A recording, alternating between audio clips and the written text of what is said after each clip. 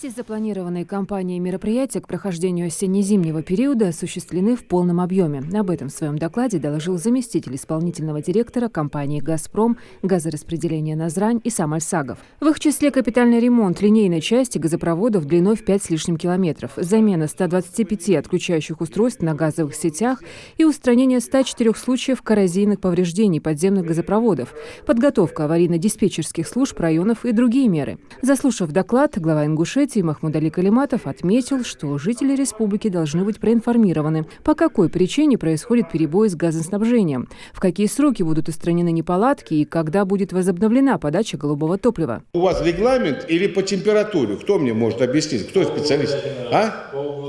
Полгода один раз. Независимо от температурных... Перед и после отопительного сезона. И все. А тут вы не сделали, оказывается. Да, эти работы проводились. А люди к вам сейчас с исками пойдут. Тогда, если они же не знают ваш регламент. Вы должны были после сезона отопительного и перед. А вы не взяли конденсат, там не отработали по регламенту. А у людей газа не было. И люди звонят, не вам ли звонят? Завтра надо портрет вывесить ваш там. Потому что они звонят: голова, у нас тепла нет, газа нет. Я виноват же, а не вы. Значит, просьба какая, Тимур Ильич? Значит, все регламенты, чтобы у вас были в министерстве. Так не пойдет дело. Что я там газ кому-то перекрыл, температура падает она, опустилась температура. Вы не видели температуру 35-40? И работает все. Вы людям в следующий раз по телевизору говорите: мы извиняемся, мы знаем, конденсат не подали, газ, потому.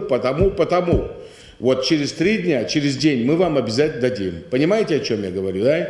И я хочу, чтобы это знали все начальники.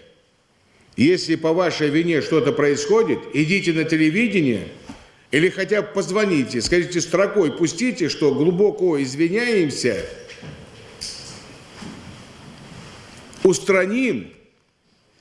Дорогие жители! В свою очередь, начальник управления надзорной деятельности и профилактической работы ГУМЧС по Республике Ингушетия Тимур Плиев доложил, что в текущем году из запланированных объектов мероприятиями было охвачено 213 объектов образования, 91 плановые, 114 внеплановых. Также проводились 115 профилактических обследований объектов защиты. В ходе данных мероприятий было предложено к устранению 709 нарушений требований пожарной безопасности. Махмудали Калиматов подчеркнул, что в этом вопросе не должно быть однобокого подхода. Проверки необходимо проводить как в государственных учреждениях, так и в частных, ведь пожарная безопасность должна касаться всех. Дайте мне статистику за 18 и текущий, за 10 месяцев.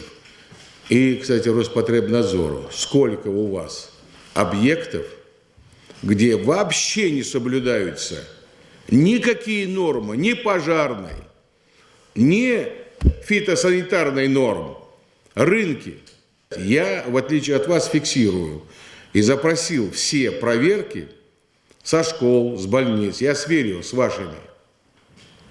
Еще раз подчеркиваю, это объекты, где дети находятся, больные находятся. Это очень важно, чтобы там все было в порядке. Но я думаю, там должно было быть 90% предостережения или предупреждения, форма. И еще раз, у вас есть такая возможность.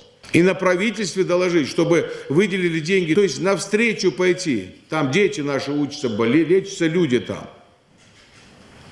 Изыскать правительство, чтобы могло. Подход должен быть дифференцированный. И я не позволю, когда сумма денег вы снимаете с бюджета. Это с бюджета идет. Именно по учреждениям, государственным, муниципальным. А у нас что получается? Вот я останавливаюсь, смотрю специально. Вот. Прямо набросали проводов, к всем магазинчикам идут. Незаконный газ. Я не говорю о счетчиках, о воровстве света, там, электроэнергии.